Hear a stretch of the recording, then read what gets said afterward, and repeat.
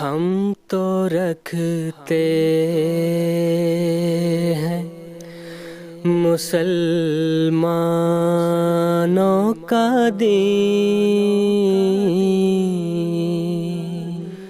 دل سے ہے خدا میں ختم المرسلین۔ غیر احمدی مولوی اکثر یہ کہتے ہیں کہ اگر ہمارے پاس حکومت آ گئی تو ہم قادیانیوں کے سامنے دو آپشن رکھیں گے، نمبر 1 یا تو مک چھوڑ دو، نمبر 2 یا پھر گردن کٹواؤ۔ خادم حسین رضوی کے متکبرانہ جملے کا جواب، اس کا جواب قرآن مجید سے سنتے ہیں۔ ایک اسیاں جڑے مرزی دی حمایت کر کے مرزائیاں نو اپنے ملک وچ رکھے ہویا، عیسائی اپنے ملک وچ عیسیٰ علیہ السلام دے مقابلے بندہ کوئی کھڑا ہوئے تو انہوں زندہ رہن دیں گے؟ ایک اسیاں جڑے بیٹھے ہیں پاکستان وچ امن کی بات کر رہے ہو، امن جی ایک ہی بات ہے، اس لیے تو اسلام کو آنے نہیں دیتے اوپر۔ جس دن اسلام آ گیا مرزائیاں دے بارے ایک ہی فیصلہ ہونا ہے، یا کلمہ پڑھو یا گردن لواؤ، اس کے علاوہ اور گل کوئی نہیں۔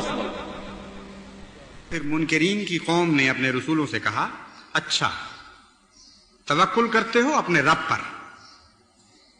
تو تمہارا علاج تو آسان ہے، تم تو ہمارے قبضہ قدرت میں ہو، لَنُخْرِجَنَّكُم مِّنْ أَرْضِنَا، ہم تمہیں اپنے وطن سے نکال دیں گے۔ گویا کہ ان کو وطنیت کے حق سے ہی محروم کر دیا۔ جس زمین میں وہ پلے، جس زمین کا انہوں نے پانی پیا، اس زمین سے رزق حاصل کیا، اسی شہر اسی جگہ کے متوطن تھے وہ لوگ، لیکن تکبر کی انتہا کر دیتی ہے مقابل پر قوم، کہتی ہے ہمارا ملک ہے تمہارا تو نہیں، اور ہم اختیار رکھتے ہیں کہ تمہیں اس زمین سے نکال دیں۔ اس کا کوئی جواب وہ نہیں دیتے، خاموشی اختیار کرتے ہیں، اور پیشتر اس کے کہ وہ جواب دیں، اللہ تعالیٰ آسمان سے ان پر وہی نازل فرماتا ہے، لَنُهْلِكَنَّ الظَّالِمِينَ، تمہیں ہرگز کسی معاملے میں دخل کی ضرورت نہیں ہے، کوئی ہاتھ ہلانے کی ضرورت نہیں ہے، ہم ہلاک کریں گے ظالموں کو، ہم ہلاک کریں گے ظالموں۔ یہ آسمان سے ان کو آواز سنائی دیتی ہے، اور فرماتا ہے کہ یہ کس زمین کے مالک بن بیٹھے ہیں، وطن کس کے ہیں؟ خدا کے سوا کسی کے وطن نہیں ہے، خدا کے سوا کسی کی زمین نہیں ہے۔ یہ کہتے ہیں ہم تمہیں زمین سے نکال دیں گے، اور ہم آسمان سے تمہیں خوشخبری دیتے ہیں، لَنُسْكِنَنَّكُمْ، ہم تمہیں لَنُسْكِنَنَّكُمُ الْأَرْضَ مِن بَعْدِهِمْ، یہ تو قصہ ماضی بن چکے ہیں لوگ، یہ تو کہانیاں بن جانے والے ہیں، ان کے بعد ہم تمہیں وارث بنائیں گے ان زمینوں کا جن سے یہ نکالنے کا دعویٰ کر رہے ہیں۔ ذَلِكَ لِمَنْ خَافَ مَقَامِي وَخَافَ وَعِيدِ، یہ شاندار مستقبل اس قوم کا ہے جو میرے مقام کا خوف رکھتی ہے اور میرے وعید سے نصیحت پکڑتی ہے اور استفادہ کرتی ہے،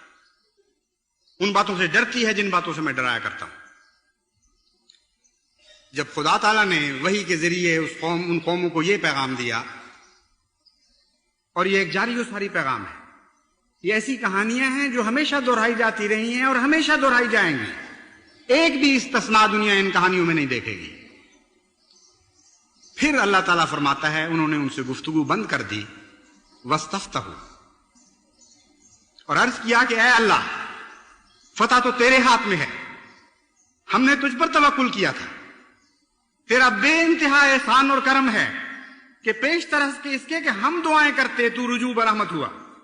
اور تو نے آسمان سے ہمیں خوشخبریاں دینی شروع کر دی، بس ہم تجھ سے ہی فتح مانگتے ہیں۔ یہ کہتے ہوئے انہوں نے اپنے رب سے فتح مانگی، وَخَابَ كُلُّ جَبَّارٍ عَنِيدٍ، اور ہر وہ شخص جس نے تکبر اختیار کیا تھا اور جبر اختیار کیا تھا، ہر سرکش اور حق کا دشمن ناکام و نامراد رہا۔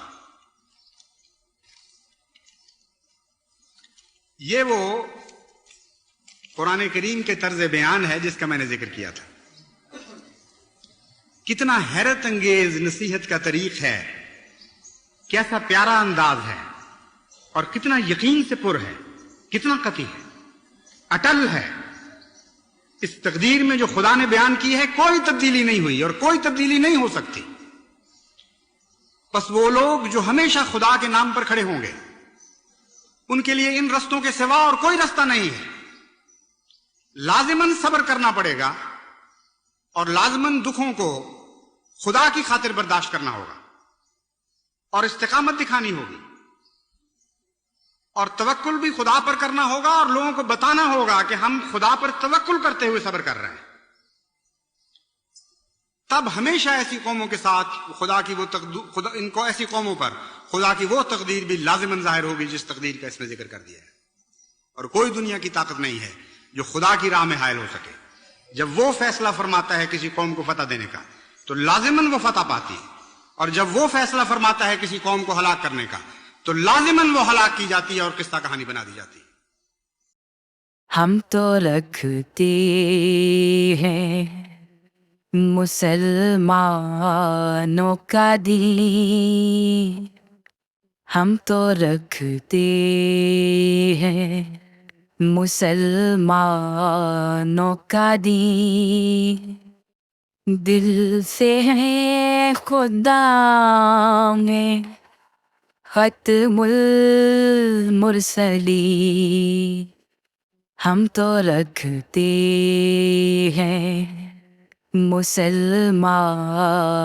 का दीन,